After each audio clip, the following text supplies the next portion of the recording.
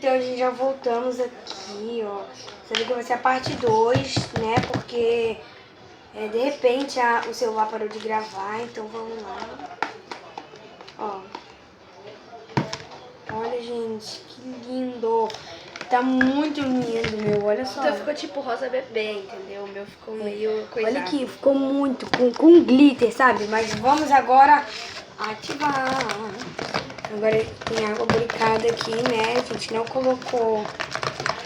Gente, quando eu terminar de fazer o ativador, eu volto, tá? Então, gente, voltamos. Olha aqui.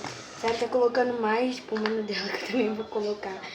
Gente, porque eu quero que a minha fique com muito efeito de fluff. Eu quero que a gente só eu quero que, tipo assim, só em mexer nela, ela fique fluff. Isso. Então, gente, agora nós vamos colocar o ativador, que eu já fiz aqui. Então, bora lá.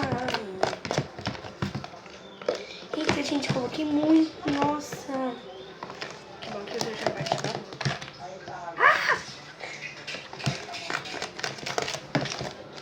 Gente, pra eu não ficar muito coisa assim, eu já vou colocar mais espuma, sabe? Caraca! Cara, eu vou mostrar pra vocês como essa minha slime vai ficar fluff demais. Gente, olha aqui, o efeito dela já tá ficando muito fluff, olha isso. Tô vendo.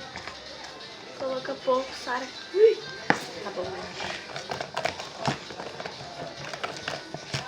Gente, essa daqui é a minha prima, Sara. Ela tá aqui como participação especial.